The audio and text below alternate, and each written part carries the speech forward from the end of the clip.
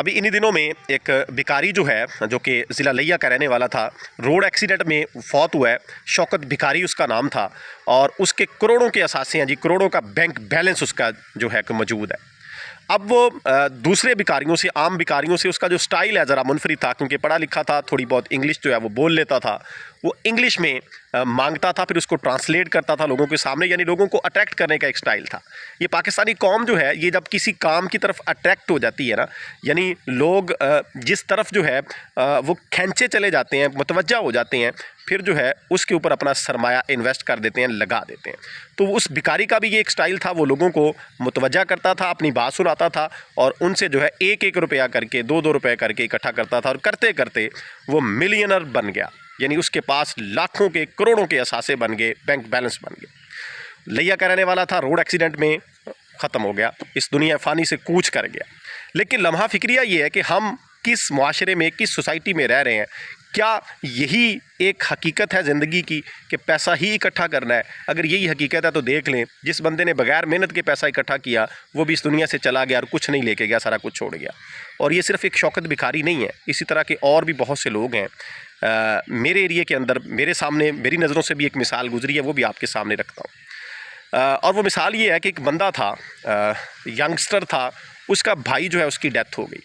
जब उसके भाई की डेथ हुई तो उसके घर वाले जो हैं उसकी शादी उसकी भाभी के साथ, यानी उसके छोटे जो फौत हुआ ना, उसके भाई के साथ उसकी बीवी की शादी करना चाहते थे और वो छोटा भाई ये नहीं चाहता था। इस वजह से वो घर से निकल गया, भाग गया, बाहर जाके मुख्तलिफ़ अक़साम के काम भी करता रहा। काम करते करते ना उसकी सोसाइटी इस तरह की बन गई, उसके यार दोस्त इस तरह के बन गए कि वो एक डेरे के ऊपर, ये जो लोकल एरियाज़ में छोटे मोटे दरबार टाइप बना के लोग बैठे होते हैं वहाँ पे, और बेसिकली वो वहाँ पे नशा कर रहे होते हैं, मुख्तलिफ़ किस्म की नशावर अद्वियात जो उनका इस्तेमाल कर रहे होते हैं। उस बंदे ने ना दोपहर के टाइम रेस्ट की गर्ज से, यानी वो छोटे बच्चों के कपड़े जो है ना विलेजेस में जाके, गांव देहात में दूर दराज जाके सेल करता था, फेरी लगाता था और दोपहर में वो एक मखसूस जगह के ऊपर जिधर मलंग टाइप लोग बैठे होते थे वहाँ बैठ जाता था। आहिस्ता आहिस्ता वो उनके साथ, वो जो पीते थे वहाँ पे बैठ के, जो नशा वगैरह करते थे, वो करने लग गया।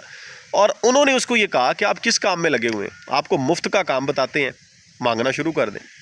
वो उनके हत्थे चढ़ा, उनके साथ मिलके उसने ये काम स्टार्ट कर दिया और मरते दम तक वो यही काम करता रहा, अपने घर वापस नहीं गया। ऐसे ही घर वालों को पता भी चल गया, वो आके उससे मिलते जुलते भी थे, लेकिन वो वापस नहीं गया। उसका काम था जी मांगना, और मांगने को वो दिहाड़ी कहता था, मजदूरी कहता था कि मैं मजदूरी करता हूँ।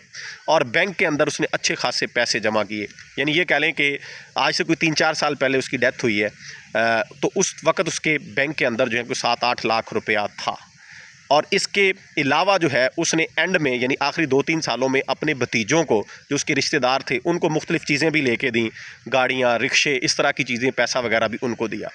तो ये इस तरह के लोग जो हैं ज़्यादातर जो हैं वो प्रोफेशनल लोग हैं, प्रोफेशनल भिखारी हैं, यानी उनका काम है, वो इसको मजदूरी कहते हैं। क्या ये मजदूरी है? हाथ किसी के आगे फैलाना, मांगना, ये मजदूरी नहीं है, ये ढीठपन है। ये कह लें कि इस तरह की कह लें कि बगैरतपन है जिसको हमारे माशरे ने अपना लिया हुआ है। ये इन लोगों को आम ना समझें। ये जो रोज़ आपको एक ही जगह के ऊपर मुख्तलिफ़ बाज़ारों में, मुख्तलिफ़ शहरों में जो लोग मिलते हैं, ये करोड़पति हैं। ये इनका जो लिविंग स्टाइल है वो इस तरह का है जो हमें नज़र आ रहा है। असल हकीकत इसके बरअक्स है। जिस तरह से ये शौकत भिखारी है, इस तरह के लाखों शौकत भिखारी इस पाकिस्तान में मौजूद हैं जो कि करोड़पति हैं।